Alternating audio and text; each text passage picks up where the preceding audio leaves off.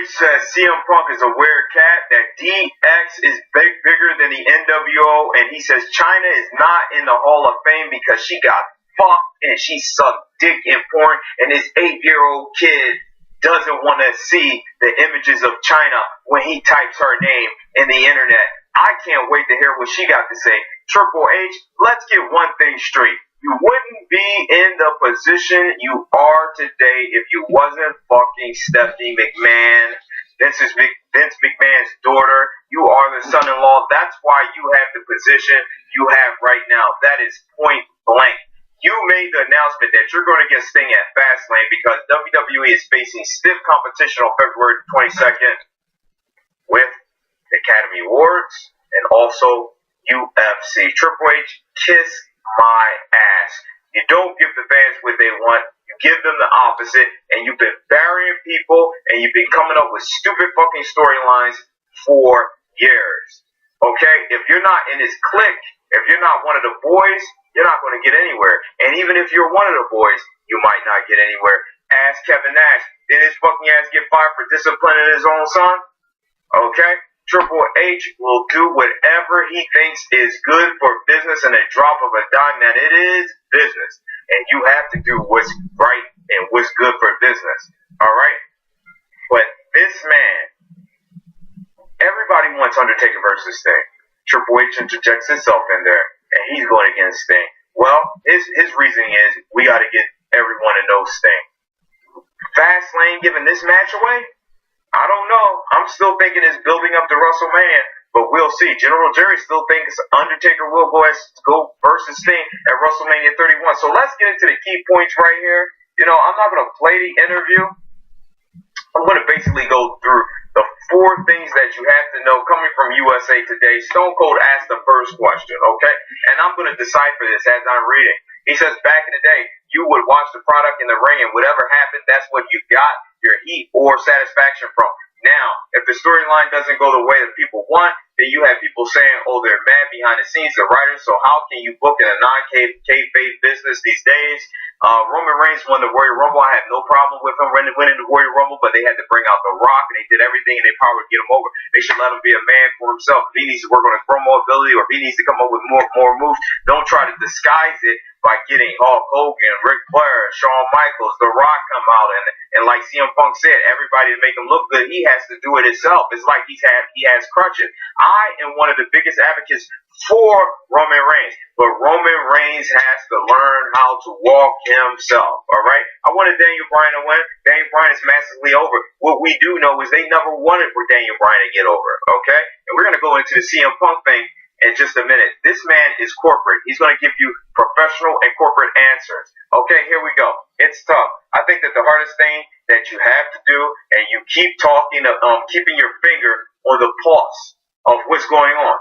There is that different component of the internet and people being smarter to the internal workings of the business. The second they see us getting behind someone or starting to push them, I think there's a group of fans, I hate to use the terms, but I think it's overused, the vocal minority. It's not a vocal minority, okay?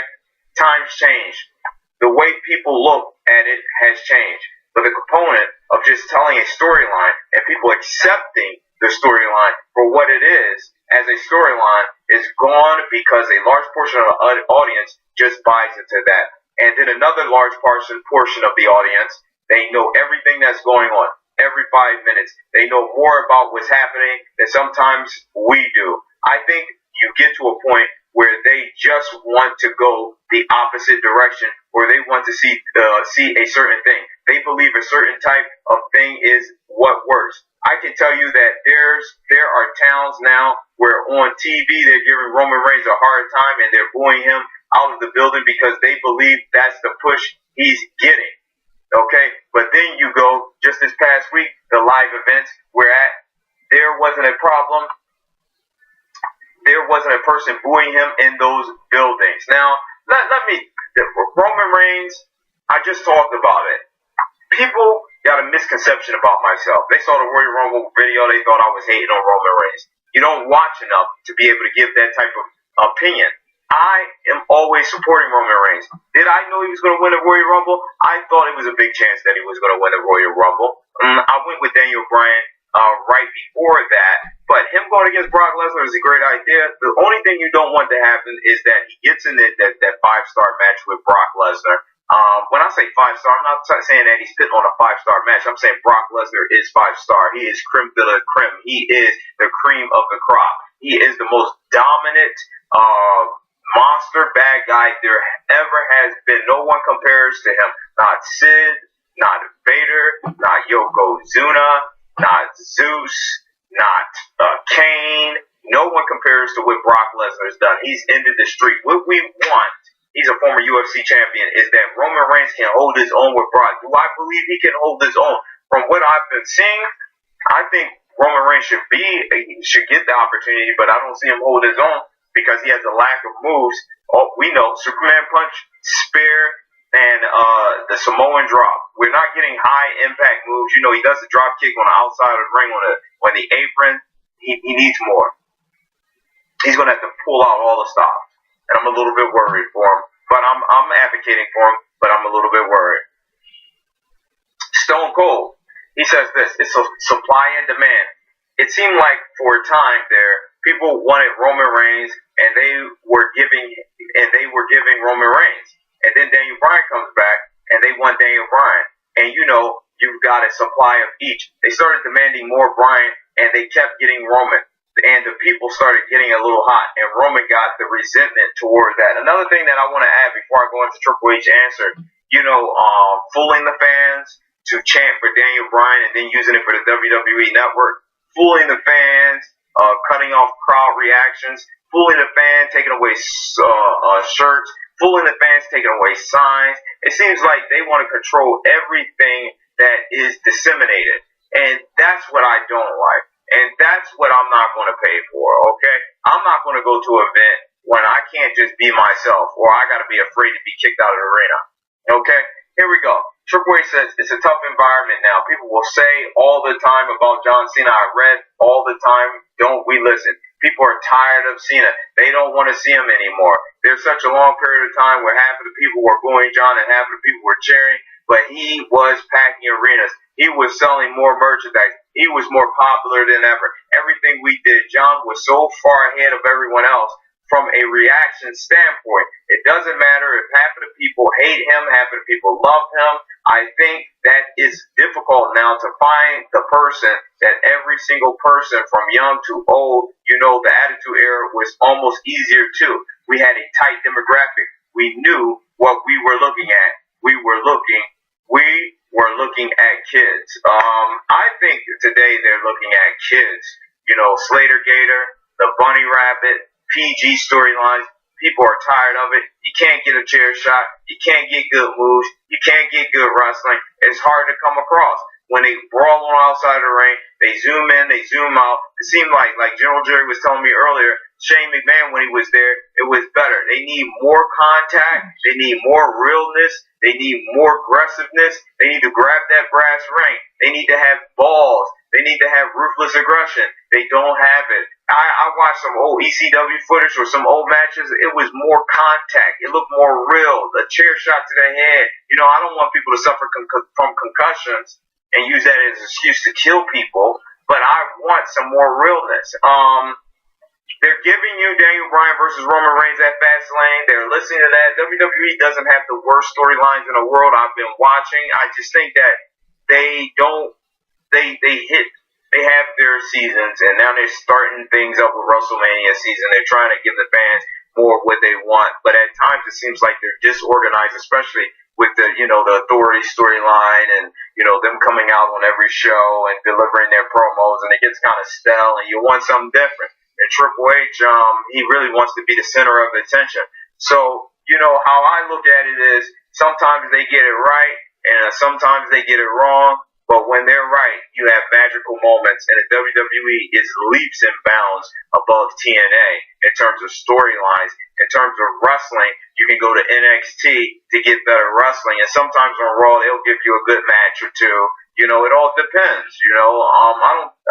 For the most part, they've been getting low grades, and every now and then they'll they'll give you something that you want. So for the most part, they're horrible. And they'll give you what you want. Maybe, I would say, out of 10 times, I'm going to say 3. 3 out of 10 times a month.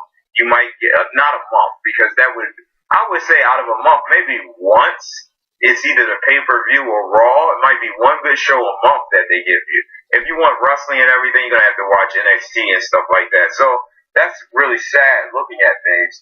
But I'm just giving you the truth. So what are you looking at now? He says, well, it's different right now. Now let's this China situation, because this is very serious right now. Why isn't China in the Hall of Fame? Okay, listen to what he says. From a career standpoint, she should be in a Hall of Fame.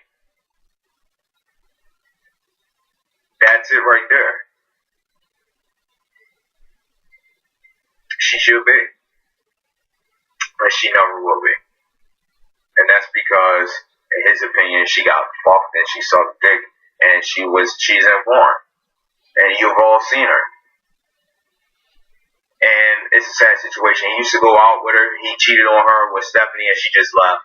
That was the end. From a career standpoint, she should be in a Hall of Fame, absolutely. Triple H said it's a bit difficult though, and this is the flip side of the coin. On this is the side nobody looks at. I've got an 8-year-old kid, and my 8-year-old kid sees the Hall of Fame, and my 8-year-old kid goes on the internet to look at China. What comes up? I'm not criticizing anybody. I'm not criticizing lifestyle choices. Everybody has their reasons. I don't know what they were. I don't care to know. It's not a morality thing or anything else. It is just the fact of what it is. That's a difficult choice. He says DX is better than the NWO. What do I think about that?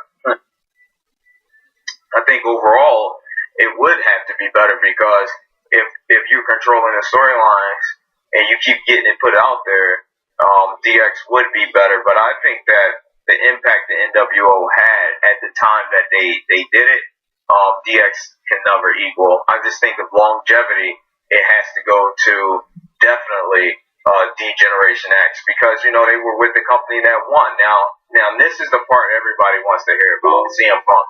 First of all, CM Punk got fired on his wedding day. He never got along with Triple H. Triple H squashed him in 2011, and he left. And he said that he got fired when they were saying that he quit. So the answers that he give here is complete, total bullshit. Triple H is a company corporate man that will lie and do whatever he has to do that's best for business. As simple as that. Bret the Hitman Hart said that this man is not an excellent wrestler and doesn't have too many great matches. I feel Triple H is okay. I feel like he's an A-list star. Wrestler, but a lot of people would say he's at the bottom of the barrel of that A-list, or at the very beginning of the B-list. But here we go. Stone Cold, you mended fences for Vince McMahon with Bruno Sammartino, with the Ultimate Warrior.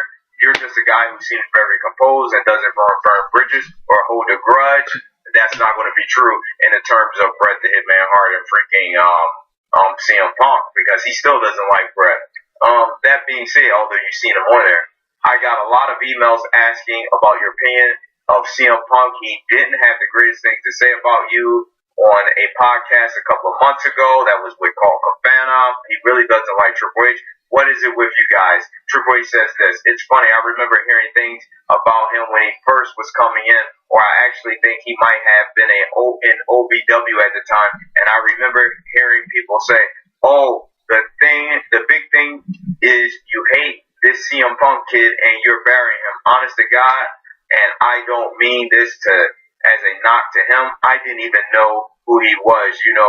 We didn't have time then to watch other stuff. I don't think I had ever seen him, and I was like, I don't know how I hate this guy. How I hate this guy. I don't even know who he is.